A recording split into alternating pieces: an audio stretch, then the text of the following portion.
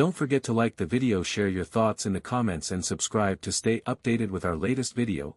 Tom Cruise jumped on Oprah's couch for her, and then he locked her up in the scariest group in Hollywood.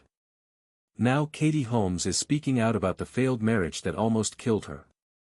Nicole Kidman receives secret calls from the Scientology spies who are closely monitoring her every action. At 46, she's finally ready to tell everyone what really happened behind closed doors. Katie Holmes grew up in Toledo, Ohio. She was the youngest of 5 children in a close-knit Catholic family. Even before she got into Hollywood, she stood out at Notre Dame Academy, a private all-girls school, where she had a perfect 4.0 GPA.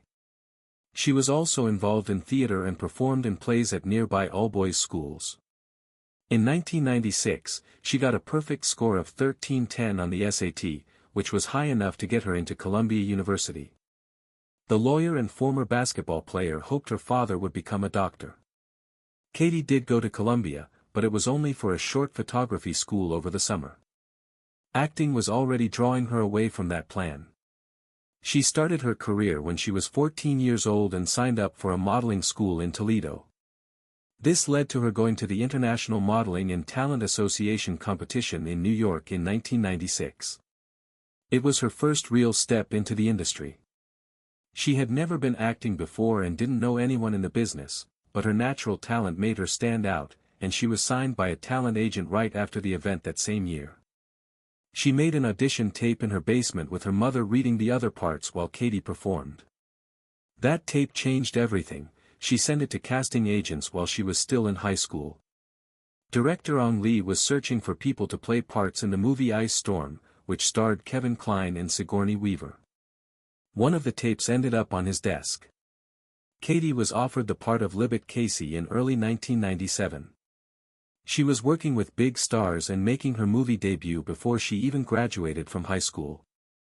Her audition wasn't anything special, it was a quiet monologue from To Kill a Mockingbird, but it was honest, and Hollywood took notice. Soon after, she was asked to try out for a new TV show called Dawson's Creek. The show's creator, Kevin Williamson, was looking for someone who felt real. Katie couldn't fly to Los Angeles because she had a school play, so she sent another tape from her basement. It arrived during spring break in 1997, and when producers saw it, they knew it was Joey Potter. In January 1998, Dawson's Creek made its debut. Katie played Joey from the first to the last show in 2003. She was the only cast member to be in all 128 episodes. Joey was a smart and stubborn girl who had to deal with real issues, like the death of her mother and the arrest of her father. Katie gave her part more depth and made her relationship with Pacey stronger. In the early 2000s, Witter was one of the most talked about TV relationships. In 2012, TV Guide named Joey and Pacey one of the best TV pairs. Katie became famous because of her work on the show. She was nominated for several Teen Choice Awards and was on the covers of 17 issues of Rolling Stone and TV Guide. One article in Rolling Stone said that teenage girls would scream as soon as they saw her. She once said that her education helped her with the difficult lines on the show. Some words were so advanced that she had to look them up in a dictionary before filming. This discipline and focus carried over into her personal life as well.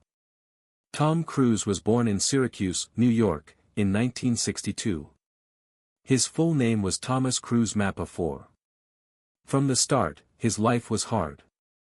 By the time he was 14, he had been to 15 different schools and lived in both the United States and Canada all the time. He moved around a lot because his father, Thomas Cruise Mappa III, was an electrical engineer who had trouble keeping a job. Cruise would later call his father a merchant of chaos and say that he abused him physically and verbally as a child. When Cruise was 12, his mother, Mary Lee Pfeiffer, became a special education teacher and left her husband. She took their 4 kids and started over. On top of all this, Cruise had dyslexia, which made reading hard. He had trouble in school and had low self-esteem and grades. He found comfort in sports, especially wrestling, which he trained hard for and which gave him something to focus on. But then he hurt his knee, which ended his chances of continuing to compete. Things got better when his family moved to Glen Ridge, New Jersey, and that's where Cruise found something new. He joined a school play, and everything changed. But before that, he was considering becoming a priest. When he was 14, he was moved by a speech by Father Rick Schneider and enrolled in St. Francis Seminary in Cincinnati, Ohio. Cruise really meant it. He went to chapel, listened to the priests, and spent time learning about faith. His friend Shane Demper remembered that Cruise had strong views and saw becoming a priest as a real path, but that plan didn't last long. Cruise and Demper were caught stealing liquor bottles from the priests and hiding them in the woods, but other kids found them, got drunk, and caught them. The school didn't actually kick Cruise out, but they did send his family a letter saying they liked the boys but thought it would be best if they didn't come back. Cruise then went back to regular school. One day he got the role of Nathan Detroit in a school production of Guys and Dolls. That performance lit a spark. The crowd clapped, people praised him. He felt something he had never felt before. Acting gave him a purpose. By the time he was 18 he made a big decision. With support from his mother and stepfather he dropped out of high school. He moved to New York City in 1980 to chase a dream. He had no connections and no money. He took a job as a bus boy to survive. He cleared tables and worked long hours while going to auditions. Soon after he moved to Los Angeles things started to shift. He got signed by Creative Artists Agency, one of the biggest talent agencies in Hollywood. In 1981 he landed his first film role in Endless Love with Brooke Shields. That same year he had a bigger part in Taps. Then came The Outsiders in 1983. That role brought more attention. Later that year he starred in Risky Business. The scene of him dancing in a shirt and underwear became famous overnight. It turned him into a star. By 1986 he reached another level with Top Gun. It became the highest-grossing movie of the year. People around the world knew his name and he kept climbing. In 2006 Premiere magazine named him Hollywood's most powerful actor. Forbes called him the most powerful celebrity in the world. Now Cruise has a reported net worth of $600 million. His movies have made more than $122 billion around the world, but there is a story of struggle behind the fame. At the beginning of the 2000s, there was a boy who moved around a lot, a student who could barely read, a teen who wanted to be a priest, a busboy who wanted more, and an actor who wouldn't give up. Katie Holmes and Chris Klein were two of the biggest stars in young Hollywood. Holmes was known for playing Joey on Dawson's Creek, and Klein was best known for his role in American Pie. They began dating in 2000, even though they lived in different states and worked on different projects. They were together for almost 5 years. Klein stayed in California, but they still found time for each other. After dating for 3 years, Klein proposed in December 2003. The engagement was revealed and seemed solid in 2002. Holmes told People magazine that they made the most of the time they did spend together, even though they didn't see each other very often. But in March 2005, things started to change slowly. They called off the engagement. Holmes's publicist confirmed the breakup to US Weekly and said they would remain friends. Later Klein talked about the split in one interview with Daily Beast. He said they were both successful and having fun during a fast-moving time in their lives. He also told People that when the excitement of their young careers started to settle, their relationship began to shift too. Only weeks later Katie was seen with someone new. In April 2005 she was photographed in Rome with Tom Cruise. It was their first public appearance as a couple. People magazine reported they had been dating for only a few weeks. What made the timing more surprising was something Katie had said less than a year earlier. In July 2004 she told 17 magazine that she used to think she would marry Tom Cruise. It sounded like a childhood dream, but now it was becoming real. Then came a moment that no one could forget. On May 23, 2005 Tom Cruise appeared on the Oprah Winfrey Show. He was supposed to talk about his new movie War of the Worlds, but when the topic turned to Katie everything changed. Cruise jumped on the couch. He raised his fist in the air. He shouted about being in love. I'm in love, he said. I met her and she's extraordinary. The audience cheered. Oprah looked shocked. Later that year in November 2005 she told Good Morning America that even she couldn't figure out what was going on in that moment. The reaction to the interview was massive. People talked about it for years. Clips were replayed everywhere. Cruise's image shifted overnight. In March 2025 Tim Key, who had booked the Oprah appearance, spoke at the ICG Publicists Awards. He said he was fired from Paramount after working there for 12 years. He blamed the couch incident, saying long story short of a couch on the Oprah Winfrey Show. Oprah later defended Cruise. She said his excitement was genuine and called the media response unfair. Just weeks after the Oprah moment, Cruise and Holmes took another huge step. On June 16, 2005 while promoting War of the Worlds in Paris. Cruz announced they were engaged. The news came only 7 weeks after their relationship had become public. He told reporters he proposed early that morning at the Eiffel Tower. Holmes sat beside him wearing a large diamond ring. Cruz said he hadn't slept and called it a magnificent day. He said Paris was romantic and that he had never been to the Eiffel Tower before. Reporters asked if it was the most special time he had ever had in Europe. Cruz said yes right away, and Dakota Fanning, who played his co-star in War of the Worlds, was there too. She told them that Tom and Katie were wonderful people and that she hoped they would have the best marriage. Everyone was shocked when Katie got engaged. 3 months before, she was engaged to someone else. In less than 90 days, she ended one engagement, started another, and joined a new religion.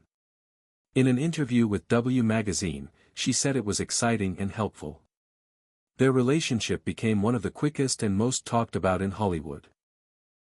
On April 18, 2006, exactly 1 year after their first public appearance, Katie gave birth to their daughter, Suri, at St. John's Health Center in Santa Monica. The baby weighed 7 pounds, 3.18 kilograms, and was 20 inches, ca 51 centimeters, long. On October 6, 2005, Cruz's spokesperson announced Holmes's pregnancy, expressing excitement. Before she was born, Suri was already in the news. Cruz bought a sonogram machine to keep it at home, which made doctors and the public curious. After Sue was born, the couple kept her out of the public eye for 6 months. No one saw her until October 2006, when she was on the cover of Vanity Fair. That issue sold over 70,000 copies. In an interview, Cruz said that they chose the name Suri before they knew the gender of the baby. He said that the name meant red rose in Persian and that finding out what it meant later was just a bonus. In late 1985 or early 1986, Tom Cruise began dating actress Mimi Rogers. Mimi was the daughter of a devoted Scientologist and introduced Tom to the religion early in their relationship. They got married on May 19, 1887, but the marriage didn't last long. But Tom's introduction to Scientology changed his life forever. Years later, former Scientology executive Marty Rathpen admitted that the church had a role in ending the marriage. He said, "I participated in the Mimi divorce," and explained that both Mimi and later Nicole Kidman had grown distant from church leader David Miscavige. Rathen claimed Miscavige didn't want them around. Mimi later joked that the marriage ended because Tom was thinking of becoming a monk. She said he thought he had to stay celibate to protect his instrument. This was the start of a relationship between Cruise and Scientology that has lasted for more than 30 years. When Tom went on NBC's Today Show in June 2005 for an interview with Matt Lau, the whole world started to pay attention. What started out as a normal chat quickly turned into one of the tensest celebrity interviews in TV history. LA brought up what Tom said about Brooke Shields. She had said that she was taking antidepressants after giving birth, and Tom strongly disagreed. He said there is no such thing as a chemical imbalance, and when La tried to explain that some people need medicine, Tom called psychiatry a fake science. Tom got more angry and said, "You don't know the history of psychiatry." "I do." For 14 minutes, he talked about medication, electric shock therapy, and how Scientology thinks the mind can be treated without drugs. Brooke Shields provided her perspective in her 2025 memoir. She said Tom came to her house and apologized, telling her he felt cornered and lashed out at her instead.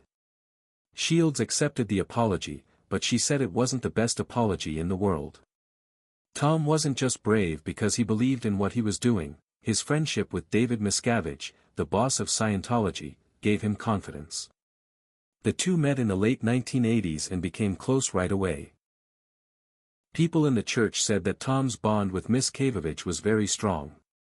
He was his best man at his wedding to Nicole Kidman in 1999 and again at his wedding to Katie Holmes in 2006. They smoked cigars, played tennis, and even went skydiving together. Sinar Parman, Tom's previous chef, said it was a race to see who could do better. He even got DM to parachute with him. Some people said Tom looked up to Miscavige. It was said that the church gave Cruise his own private villa at its secret gold base offices in California, but not everyone thought the friendship was real. John Brusso, a former church official, said that Miscavige often made fun of Cruise behind his back. Other people said that the church kept Tom close because of his fame, money, and attention. In January 2008, something happened that changed everything. On January 17, a 9-minute Scientology video featuring Cruise was leaked online. The video was filmed in 2004 when Cruise received the church's Freedom Medal of Valor. In it, Tom made strong statements while dramatic Mission Impossible music played in the background. In an emergency, he said, only Scientologists could help. He said they were the real experts on the mind and on getting off drugs. The church tried to get rid of the video by sending copyright takedown notices. They claimed the clip was a stolen and edited version of a private 3-hour event, but the damage had already occurred. The video went viral online and caused anger and ridicule. In response, the hacker group Anonymous attacked Scientology's websites and put out a video that said, "We are anonymous. Legion and we are." While all of this was going on, another story was happening. In April 2005, Tom started dating Katie Holmes. Just 2 months later, on June 13, 2005, Katie told her friends and family that she had joined Scientology. Catherine said this at the premiere of Batman Begins. Katie was raised Catholic, and her sudden change of religion confused the people who knew her best, like her childhood friend Har. 3 days later, Tom proposed, and soon after, Katie did an interview with W Magazine. It wasn't a normal interview, though. A Scientology representative came with her and controlled the questions. That person could stop anything they didn't want to be asked, and Katie's words were carefully managed. This wasn't how she usually did interviews with the press, and Scientology's influence in her life was growing quickly, making her family more and more worried. Angela shot a friend from back home and said it was so strange that we were all shocked. But I guess when you're going out with someone, you'll do what they want. Katie's parents were Catholic, and they didn't like the way things were going. I know her folks didn't like it, Sam said. I don't think they were very happy about it. After that, Katie rarely came back to Toledo. Her cousin Thomas Higgins said she used to babysit for us, but now she only comes back for funerals, so we only see her on sad events. Tom and Katie got married at the Odescalchi Castle in Brano, Italy, on November 18, 2006. The castle was built in the 15th century and was connected to the Borgia family. The wedding took place over 3 days, starting with dinner at Tom's favorite restaurant in Rome on November 16, 2006. On the wedding day, there were flag bearers dressed in Renaissance clothes and hundreds of candles in the armory. Katie wore an ivory Giorgio Armani dress. Jim Carrey was one of the more than 150 people who came.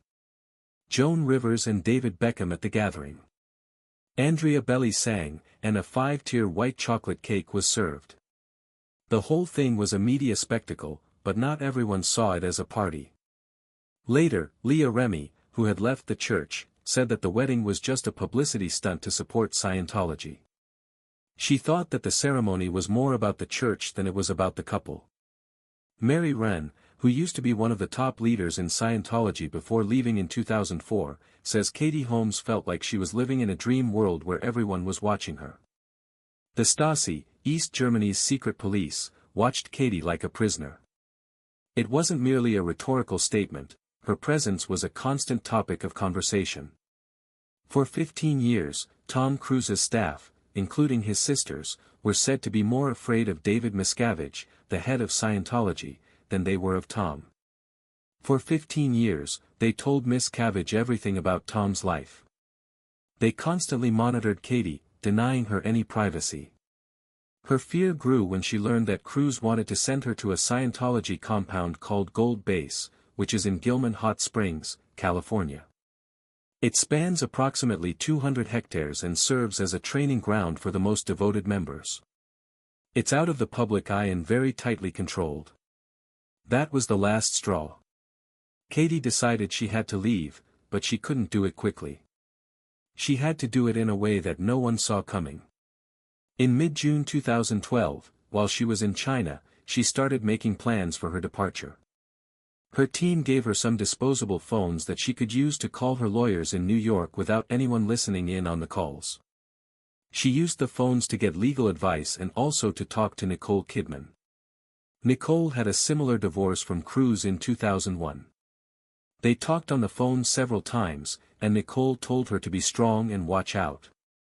They frequently switched phones to evade detection. By the time Nicole called Cruz in Iceland on June 28 to tell him the marriage was over, she had already hired 3 law firms in 3 different states. Church insiders later said this was one of the worst times in Scientology's history. Tom and church insiders didn't see it coming either. 2 months before filing, she made another quiet move. Isabella Cruz was unexpectedly fired from her fashion label, Holmes. Isabella was young and Tom's adopted daughter with Nicole Kidman. She had been working closely with Katie and even called her mom. The firing surprised everyone because there had been